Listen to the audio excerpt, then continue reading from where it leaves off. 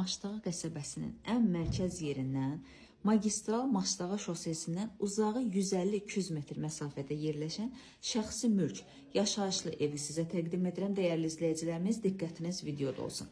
Sənəd paket kupçadır. İstəyən şəxs bank yolu ilə də ala bilər. İpotekaya tam yararlı bir evdir. Qiymət də çox münasib. Cəmi 62.000 manata. Hansı ki 62.000 manatın belə endirim yeri var. İlk olaraq qonaq otağından başladım. Evin ümumi ölçüsü 90-95 kvadrat qədərdir. Bu evin mətbəx hissəsidir.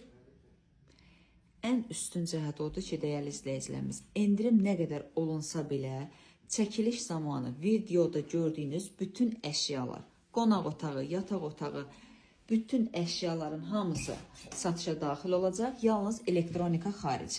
Bir tək elektronika götürüləcək. Qalan gördüyünüz bütün əşyalar endirim olunandan sonra qiymətə daxildir. Keçid alaq digər 2 yataq otağına. Qazı, işığı, suyu, istilik sistemi kombi. İnternetinə qədər hamısı daim işlək vəziyyətdədir. Bu bir yataq otağıdır. Pəncərənin biri digər, yəni kiçik pəncərədir. Digər pəncərə isə böyük bir işıqlandırılmış pəncərədir.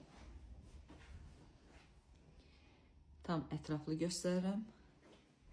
Mebellər də az müddət istifadə olunmuş, baxımlı, səliqəli halda olan bir mebellərdir. Bu isə digər bir yataq otağıdır. Ən üstün cəhəti, bir daha qeyd edirəm, paket kupça olmasıdır. Yəni ipoteka yolu ilə, bank yolu ilə ala bilərsiniz. İzləmədə qalan zəhmət olmasa evin çöl hissəsinin çəkilişini başlayayım. Buyurub baxa bilərsiniz. Həyətinə tam rahatlıqla bir maşın daxil olur. Hətta maşın var idi, çəkilişlə əlaqədar olaraq maşını həyətə çıxartdılar. Əlavə olaraq əşyaların yığımı üçün kiçik əldamı da var. Yerləşmə yerini bir daha nəzərinizə çatdırıram. Sabunçu rayonu, üzr istəyirəm, Maçdağa qəsəbəsində. Məmmədiyarov dairəsinin tam yaxınlığında magistral Maçdağa şosesinin 150 metrliyində yerləşir.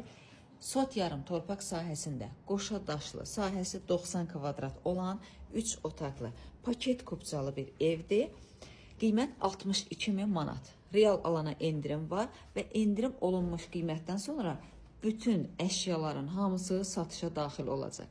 Hər kim alsa Allah xeyrini versin.